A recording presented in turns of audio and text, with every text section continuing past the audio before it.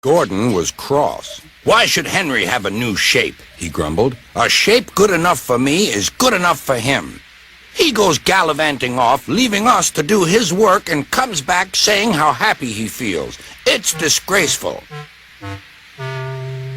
And there's another thing. Henry whistles too much. No respectable engine ever whistles loudly at stations. It isn't wrong, but we just don't do it." Poor Henry didn't feel happy anymore. "Never mind," whispered Percy. "I'm glad you're home again. I like your whistling." "Goodbye, Henry," called Gordon. "We're glad to have you with us again, but remember what I said." Later, Henry stopped at Edward's station. "Hello, Henry," said Edward. "You look splendid. I was pleased to hear your happy whistle yesterday." "Thank you, Edward," smiled Henry. "Shh! Can you hear something?" "It sounds like Gordon," said Edward, "and it ought to be Gordon. But Gordon never whistled like that." It was Gordon. He came rushing down the hill at a tremendous rate. He didn't look at Henry, and he didn't look at Edward. He screamed straight through the station and disappeared. "Well," said Edward. "It isn't wrong," chuckled Henry, "but we just don't do it." And he told Edward what Gordon had said.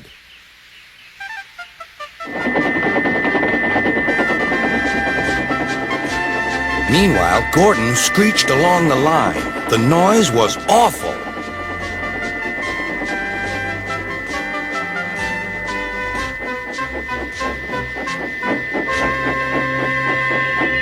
At the station, everyone covered their ears. Sir Topham Hatt covered his ears, too. "Take him away," he bellowed, "and stop that noise." Gordon puffed sadly away, but he wouldn't stop whistling until two fitters climbed up and knocked his whistle valve in place. That night, Gordon slunk into the shed. He was glad it was empty. "It isn't wrong," murmured Henry to no one in particular, "but we just don't do it." No one mentioned whistles. Next morning, Henry was enjoying himself enormously. "I feel so well! I feel so well!" he sang. "Trickety-trock, trickety-trock," hummed his coaches.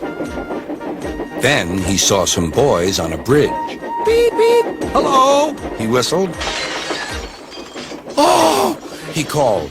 The boys didn't wave and take his number. They thought it fun to drop stones on him instead.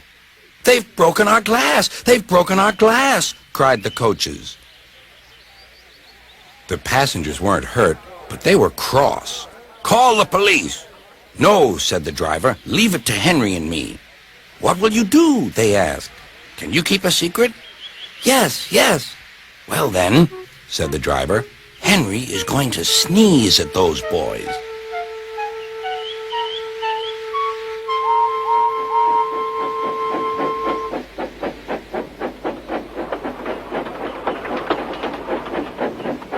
Lots of people were waiting at the station just before the bridge. They wanted to see what would happen.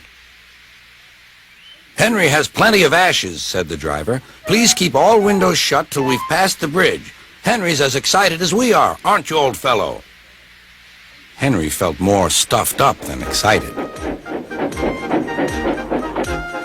Soon they could see the boys, and they all had stones.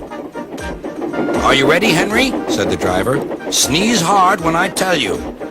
"Now," he said. Achoo!